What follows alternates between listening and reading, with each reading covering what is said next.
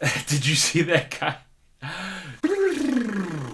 The red shirts are coming. The red shirts are coming. It's ridiculous how these white men, these fascist, right-wing, violent terrorists were handled with kid gloves. Hey, what's up, folks? I'm Lil Guillotine. And you're tuned into another episode of The Chopping Block. Guillotine and your neck meets beautifully. The Chopping Block. Happy New Year, everybody. Today, of course, we need to talk about the right-wing attempted coup that happened in Washington, D.C. just the other day. Right? First, it's important to point out what a full circle things have come since the beginning of Trump's presidency. Of course, on January 20th of 2017, there was the Resist J20 anarchist uprising that happened in Washington, D.C., where many folks ended up getting arrested. And then, looking at the last final days of Trump's presidency, we have the fascist insurrection at the D.C. Capitol, inspired and egged on by Trump himself and allowed to happen by all of the National Guard and the police that were on scene at the time, shaking hands with the fascists and opening up the gates so that they could gain access to the Capitol with ease. It's ridiculous how these white men, these fascist, right-wing, violent terrorists were handled with kid gloves by the police and military, but whenever black folks come out to protest in the streets to save their own lives from racist state repression and violence, they are treated with the utmost violence from law enforcement, getting pepper sprayed, tear gas, beaten, and killed. The contrast is stunning and, of course, expected, right? We understand that the police treat white men differently than they treat black folks, and we understand that the police treat left-wing militants differently than they treat right-wing militants. Of course, many of the police themselves are 3%ers and Proud Boys, and inside of these right-wing militant groups, it's important that we don't, as a response to the fascist insurrection that happened the other day, lean into establishment authoritarianism, giving more power to the police and giving more power to the National Guard and federal agencies. We need to avoid that at all costs, for we already see that the police and the National Guard and the military and the federal agencies don't stop these fascist insurrections and attempted coups from happening in the first place. They're shaking the hands of the people who are committing them, and they're letting them in the barricades so that they can gain easy access. We cannot rely on the police and other law enforcement to stop this rising fascist coup. And of course, you may have seen my previous video I did about a month ago where I predicted a situation like this, the coming Trump coup and possible civil war. Check out that video if you haven't already. I've been using the word insurrection to describe what happened the other day, but I'm not entirely convinced that's the right term to use for this situation, because of the fact that the right-wingers so easily confronted and passed up the police without barely any resistance because of their white male privilege. Can you really call this an insurrection? Right? A real anti-capitalist revolutionary insurrection would not be met with such kid gloves and easy access from the police. You can bet on that. A black-led insurrection also would not even in the slightest. So in a way, you could think of this as a cooperation between law enforcement and these fascist street thugs in their fight against democratic rights in the United States. The cops and the Klan go hand in hand. It's not just a saying, it's the reality of the situation. And if you look back on history, you see that the capitalist state is not always pro-fascism unless that fascism can do a better job at continuing the status quo than the democratic system can. And during a fascist coup, the true nature of the police and the military reveals itself, for they are violent enforcers of the status quo of the capitalist system.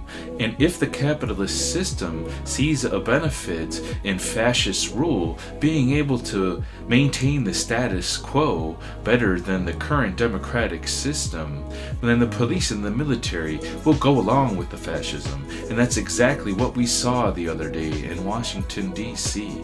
Just imagine if black folks and leftists were to act like those white men did in Washington, D.C. You can bet there would be way more people getting killed, brutalized, and arrested. Yes, and you know that we would be smarter about wearing masks, not only because we believe scientists when it comes to COVID-19, but also because we know how to hide our identities to avoid state repression. And so it makes me wonder, if some of these fascists were to get executed by the feds, would the right-wingers finally be able to say, masks save lives? But just so you know, I am anti-death penalty in all circumstances. It's also important to point out the White House order that declared Antifa as a terrorist organization that came out the day before the fascist insurrection, the fascist attempted coup. Those things are definitely related, right?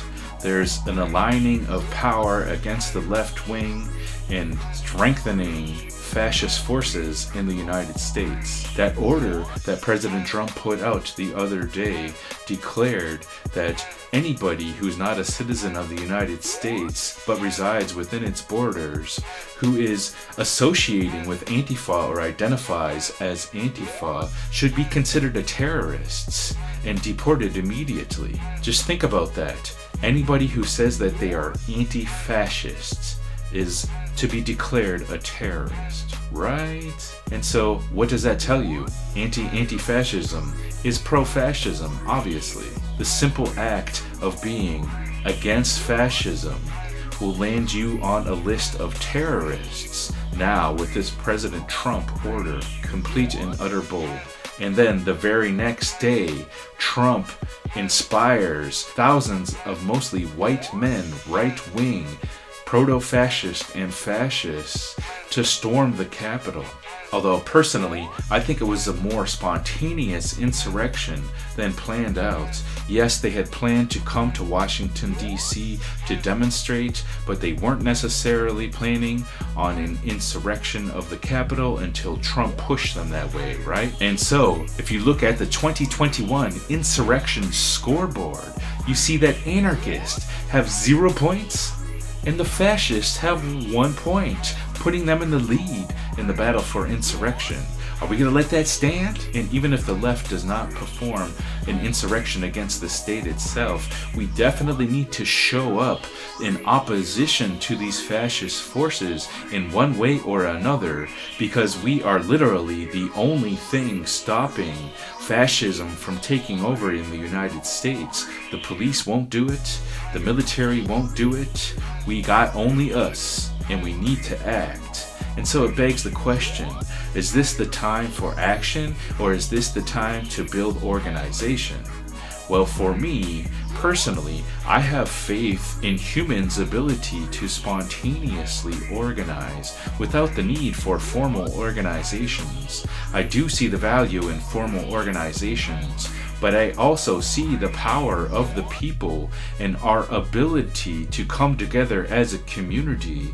It's my belief that humans come pre-installed with innate organizing abilities already. We need not spend our time to build formal organizations at this point.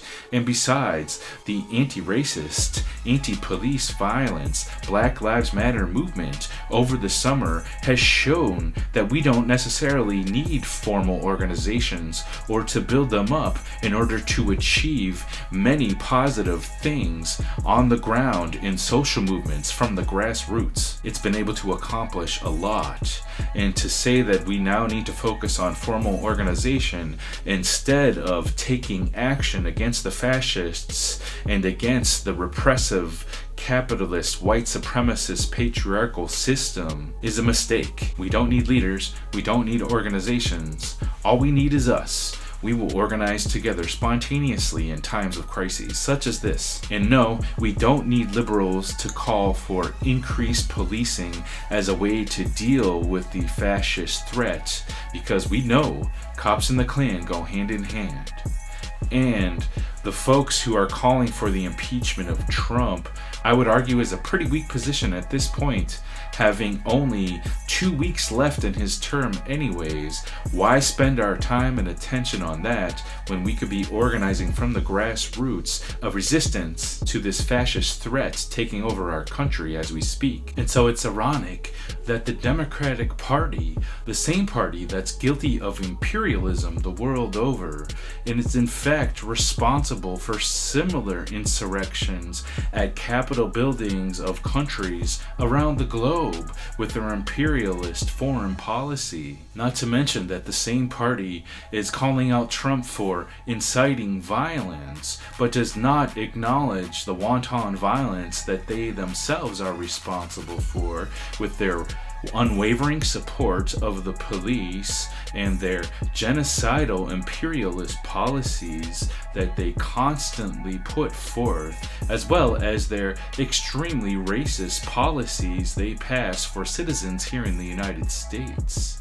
No one is more responsible for the rise of fascism than the Democrat Party is. And that's why the calls to impeach Trump this late in the presidency really ring hollow. You know what I'm saying? They are only trying to pull the veil over our faces while they allow the fascist threat to continue. We're the only ones who can stop it. Well, I hope I see y'all on the barricades. Let me know if you agree with what I said, if you disagree, if you have questions, and let me know what kind of organizing you're getting into over the weekend. Hopefully it's something. We have to challenge this threat, and we have to challenge the hegemonic, racist, white supremacist, patriarchal, capitalist system that enabled this rise of fascism to occur in the first place. Thanks for joining in. I'm Lil Guillotine. Peace out, y'all. Hit that like, hit that subscribe. They did what? Oh my God. Did you see that picture of them scaling that wall and shit? It's like, whoa. Happy New Year.